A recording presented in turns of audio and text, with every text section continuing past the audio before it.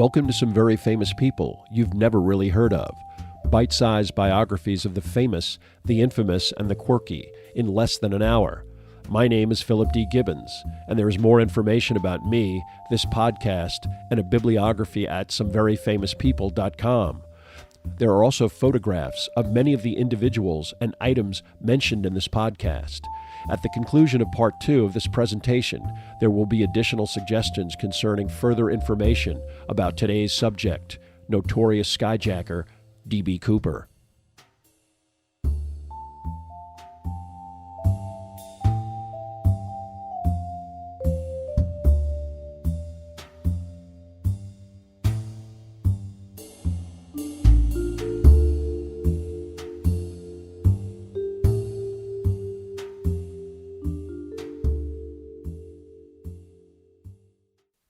Now let's continue with Part 2 of our story about D.B. Cooper.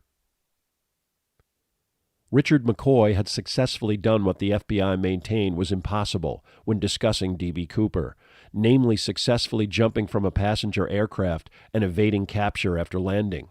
Unfortunately, McCoy had already set off a chain of events that precipitated his arrest on Sunday, April 9th, only 48 hours after the hijacking. Clearly, anyone who would successfully be able to implement such a deed would have been both meticulously prepared and probably obsessive about the undertaking.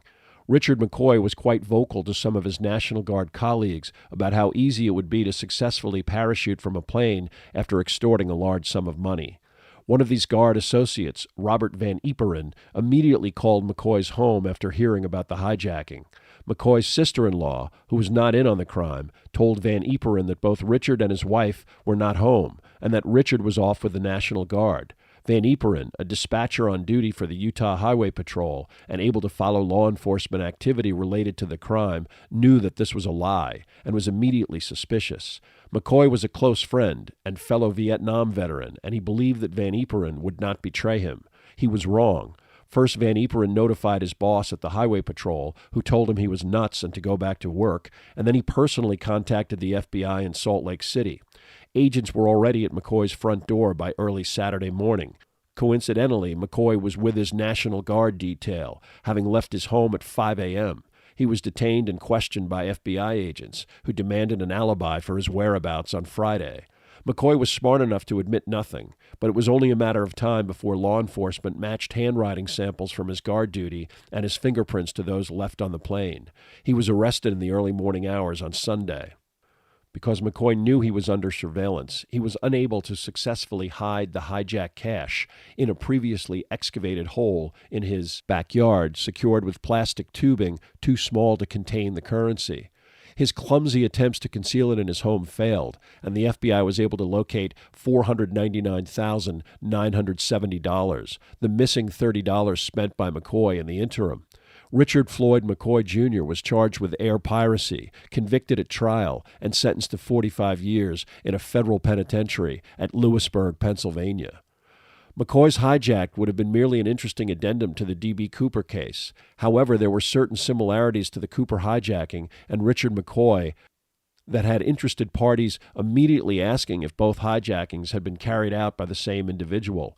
The hijacker known as D.B. Cooper left behind a clip-on tie and tie clasp with a distinctive mother-of-pearl adornment. This information would never be disclosed to the public and would be used by the FBI to frustrate the numerous frauds who came forward claiming to be the infamous hijacker. Both McCoy's mother-in-law and sister-in-law would separately and emphatically identify the tie and clasp as McCoy's, worn frequently, especially during any formal event. There were similarities to the procedures used during both hijackings. McCoy was a Vietnam veteran, a skilled skydiver, and most importantly, a dead ringer for the drawing of Cooper that had circulated after the crime. Eyewitnesses to the Cooper hijacking were unable to categorically identify McCoy as Cooper, but even passengers on the McCoy hijack plane had widely varying descriptions of the height, weight, and age of Richard McCoy. Such eyewitness descriptions are notoriously inaccurate. The FBI would subsequently officially claim that McCoy was not Cooper and that they had verified McCoy's whereabouts on the night that the Cooper plane was hijacked. But the deeply image-conscious government agency would have reasons to invalidate McCoy as D.B. Cooper based on the investigation that they conducted of both crimes. Their investigation of the Cooper plane was sloppy, neglecting to collect and fingerprint the in-flight magazines that Cooper leafed through during the long process while waiting in Seattle. Key FBI individuals involved in the McCoy case soon retired and were replaced by an individual who had no interest in investigating whether McCoy was also D.B. Cooper. But in independent investigations of McCoy, it was determined that his Thanksgiving alibi was merely claims by his wife and sister-in-law that he had been home for the entire holiday. Besides the links to the tie and tie clasp, it was also determined that McCoy had traveled to the Las Vegas area by automobile around the time of the Cooper hijack and had spent a great deal of money in the immediate aftermath of the Cooper incident. Some members of the FBI team believe that it is possible that McCoy might have lost the money stolen during the Cooper hijack in midair, and only was able to retain $8,000 he had stuffed in his pockets, which he then used to pay bills and buy airplane tickets for his family for an upcoming vacation. This would explain why McCoy might have been motivated to hijack another plane only 6 months after the Cooper heist, having been able to parachute safely in the first attempt, but tightening up other aspects of his crime during the second hijack to ensure that he could also secure the cash. Before being sent to federal prison, McCoy refused to confirm or deny that he was D.B. Cooper, and once he was sentenced to a long prison term, law enforcement had zero leverage to force McCoy to talk about his potential involvement. With McCoy's conviction, the FBI officially closed his case and publicly ignored any attempts to connect him with D.B. Cooper, although McCoy vehemently asserted to both his relatives and law enforcement that he could not possibly serve a 45-year term and officially requested a reduction in sentence. This was denied by the presiding judge of his case in July of 1974. McCoy's subsequent action in August of 1974 underlined both his desperation and a unique personality that combined bravado, meticulous planning, and a ruthless determination. Anticipating a legal rejection of his request for a sentence reduction, McCoy spent months assembling clothing and a fake gun comprised of plaster of Paris that he made in the dental shop where he was employed in the prison. Accompanied by 3 other hardened criminals, McCoy succeeded in hijacking a prison garbage truck and crashed it through 2 separate gates of Lewisburg Penitentiary, considered one of the most secure in the federal penal system. After stealing a succession of cars and license plates, the 4 fugitives succeeded in reaching coastal North Carolina, where McCoy grew up, had relatives, and most importantly, where his wife had relocated with their children. Out of cash, the 4 men, 2 of whom were serving long sentences for armed robbery, decided to rob a bank in tiny Pollocksville, North Carolina. The robbery netted $10,000, but unleashed a massive police response that resulted in the arrest of 2 of McCoy's associates. Accompanied by Melvin Walker, a career criminal serving a 55-year sentence, the 2 remaining fugitives successfully waded through swamp and back roads and made it to McCoy's aunt's house. She then went to McCoy's wife's house in Cove City, North Carolina, and directed Karen to a meeting point on a remote road in the backwoods. From there, McCoy and Walker were driven to Virginia Beach, Virginia, where they rented a motel room and laid low, living on the Pollocksville cash. Although the 2 fugitives briefly considered another airplane hijack, they ultimately resorted to another fundraising device that was less complicated, a bank robbery. Emerging from their Virginia Beach motel room exclusively at night, McCoy and Walker meticulously planned another heist that would be difficult to trace to them. They hit a bank in small-town Maryville, Tennessee, and got away with $76,000.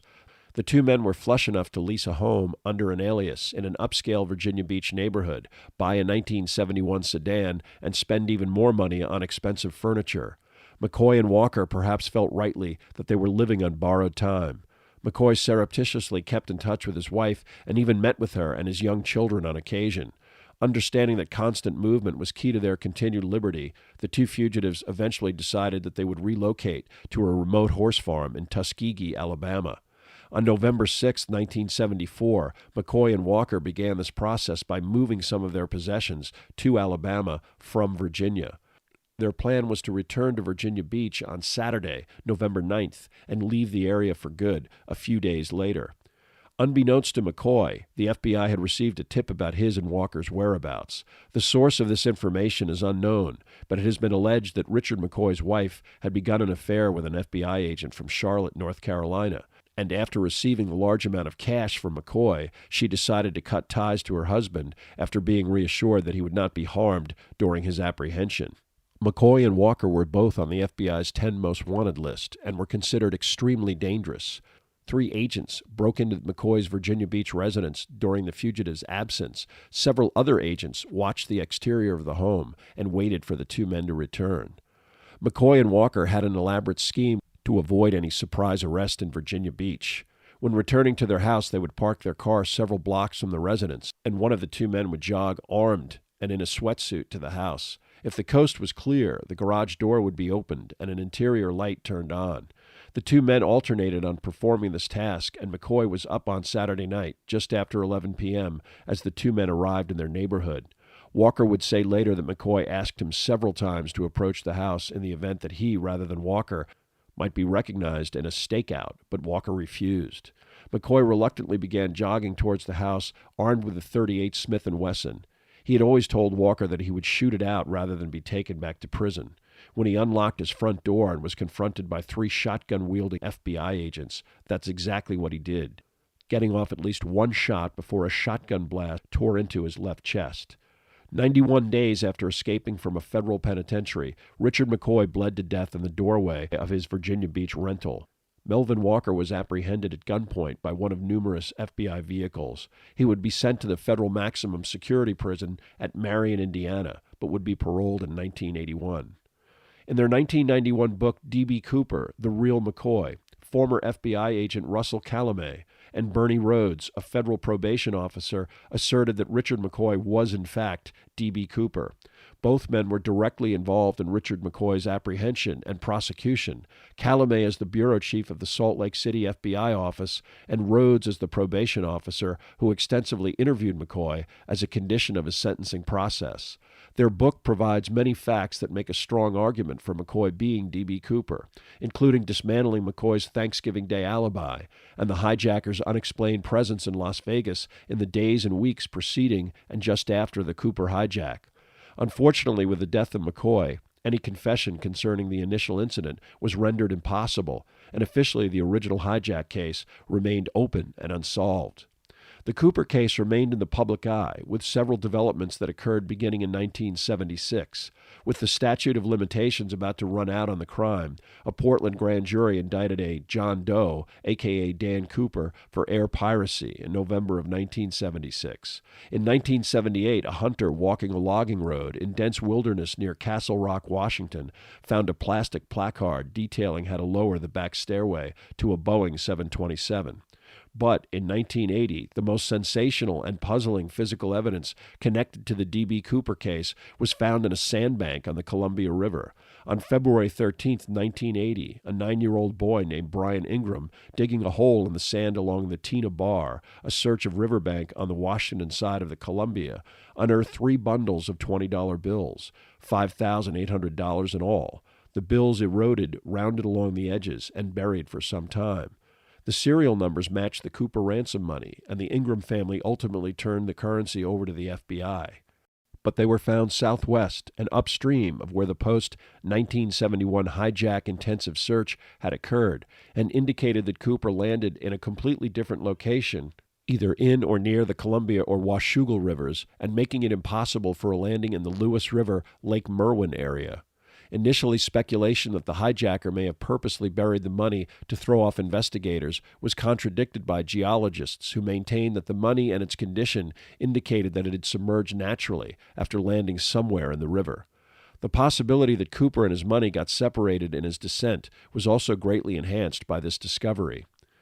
Aviation rules and design were also permanently influenced by Cooper's hijack. By 1973, all passengers boarding aircraft were subjected to a luggage search and metal detectors, a precaution that greatly reduced the number of hijackings of American airliners. All aircraft were also equipped with peepholes in the cockpit door, which allowed the crew to observe passengers without having to jeopardize their safety. The Boeing 727 itself was modified with a device called the Cooper vane, which prevented the rear stairway from being lowered during flight. As is always the case in such a high-profile crime, numerous individuals were either fingered by relatives or came forward on their own. The FBI typically eliminated most of these suspects immediately through their lack of real specific knowledge of the crime, age, physical characteristics, or the ultimate disqualifier, a lack of a match to the DNA extracted from the J.C. Penney tie. But even the FBI has acknowledged that the tie has been handled by so many individuals that genetic material extracted from it may not have any connection to the actual hijacker.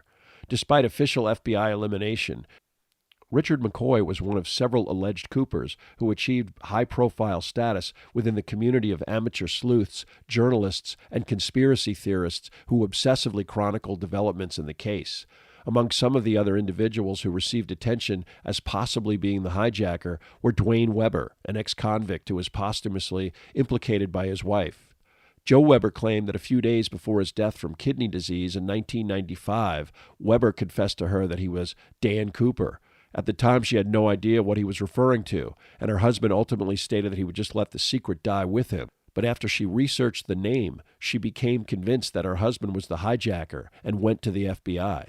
Although Dwayne Weber had actually visited the Tina Bar area 4 months before money was found there and was found to have a wavy style of hair that one passenger recalled specifically, the FBI used the DNA sample they had to rule him out. Weber's wife remained unconvinced by the FBI's disqualification. Another notorious potential Cooper emerged in a 2007 New York Magazine article, which identified a former deceased Northwest Orient purser named Kenneth Christensen as the hijacker. Christensen was implicated by his brother Lyle, who repeatedly told the FBI and various investigators of his suspicion. Along with the usual secretive deathbed confession while dying in 1994 of cancer, Christensen was an experienced paratrooper, a longtime crew member with knowledge of a 727, and based out of Seattle. Christensen bought a house with cash shortly after the hijacking. He died with an inexplicably large bank account, a valuable stamp collection, gold pieces, and a strange 20-year Northwest Orient scrapbook of news items that were related to the airline but ended right before the 1971 hijacking. He smoked, drank whiskey, and when Florence Schaffner was shown photos of Christensen, she agreed that he was photographically the closest match to Cooper that she had subsequently seen. Unfortunately, Tina Mucklow, the flight attendant with the most contact with Cooper, would eventually join a nunnery and refuse any interviews concerning the incident. 2 books would be written alleging that Christensen was the hijacker, but his age in 1971, 45, and his small stature at 5'8", 150 pounds, which contradicted most eyewitness accounts, made him a poor possibility. The FBI ignored Christensen from the start, and Ralph Himmelsbach personally ruled him out based on physical appearance alone. Strangely, though, the Bureau also said that Christensen was too skilled a paratrooper to have attempted the jump, implying that anyone who knew what they were doing would never have planned such a hijack in such weather and in such a remote location. The FBI also refused to investigate any Northwest Orient employees because they also believed that their profile ruled out such a suspect, a supposition that may be fundamentally flawed. Unfortunately, the notoriety surrounding D.B. Cooper has also precipitated many journalistic attempts to cash in on the topic. This seems to be the case in the allegation that Robert Rackstraw, a former Vietnam veteran, helicopter pilot, ex-con, and possible CIA operative, is D.B. Cooper. Rackstraw is a former university instructor and arbitrator who seems to have gotten his life together after a checkered past in the military. In 2011, Thomas Colbert, a television journalist and law enforcement employee, began an extensively orchestrated investigation that concluded that Rackstraw is D.B. Cooper. Over a 5-year period, Colbert's team of various former FBI agents, marshals, and prosecuting attorneys sifted through various leads that led them to individuals who were allegedly connected to the hijack. It is Colbert's allegation that 3 people colluded with Rackstraw and were waiting for him on the ground after Rackstraw jumped out of Flight 305. Colbert's team searched an area that an anonymous source told them was where Cooper actually landed and unearthed a parachute strap and pieces of a backpack that they turned over to the FBI. In 2016, Colbert's team also turned over information about Rackstraw and his accomplices that the Bureau never investigated, instead officially closing the case on July 8, 2016, claiming that no new information had emerged and that the Bureau did not have the resources to devote to a 40-year-plus cold case. The FBI had already investigated Rackstraw in 1979 and concluded that he was not Cooper. Colbert responded by maintaining that the FBI does not want to be embarrassed by a group of civilian investigators cracking the case and sued the FBI to release their files under the Freedom of Information Act. Among the subsequently released material were several letters mailed to newspapers from an individual who claimed to be the hijacker. One letter contained a numerical code that Colbert's team claims Rackstraw would have known and utilized during his military service. The numbers were a coded reference to Rackstraw's elite Vietnam Army intelligence unit, and as late as 2018, Colbert was trumpeting this as additional proof of Rackstraw's secret identity, and conveniently using this information to fund his second History Channel documentary on the topic. Rackstraw's alleged motive for the hijack was his anger over his discharge from the Army after falsifying his education and military exploits. A 1970 photograph of Rackstraw also bears a strong resemblance to the Cooper drawing. Rackstraw's responses to Colbert's investigation have ranged from threats to sue to elliptical statements neither confirming or denying his identity as D.B. Cooper. Rackstraw has even hinted that he is in talks to produce his own version of his connection to the case, but currently refuses to publicly discuss any connection to the crime. Based on the FBI's attitude, the best Colbert will ever be able to do is to convince a television audience that Rackstraw is D.B. Cooper, and it is unlikely that this investigation will result in a prosecution. However, as long as somebody is willing to finance his investigation, Colbert seems amenable to pursuing the case.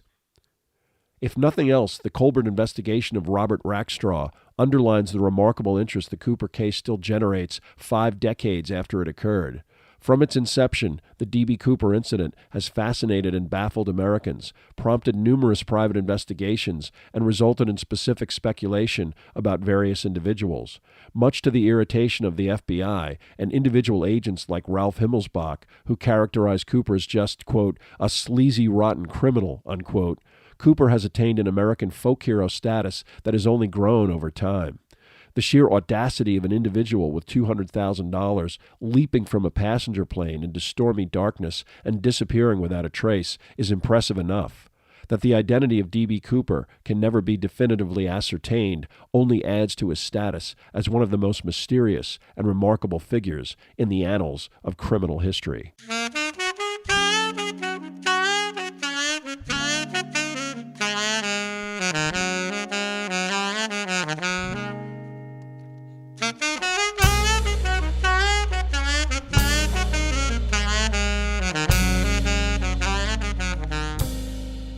Thank you for listening to part 2 of this podcast about D.B. Cooper. Much of the information for this podcast came from Skyjack, The Hunt for D.B. Cooper by Jeffrey Gray, and D.B. Cooper, The Real McCoy by Bernie Rhodes and Russell Calamé. There are also additional photographs, bibliographical and musical information at someveryfamouspeople.com. If you have enjoyed this presentation, please like us at our Facebook page, Some Very Famous People, and follow us on Twitter at Philip D. Gibbons. Also rate us on iTunes, and, if you have the time, leave a brief review. A link is provided at the website.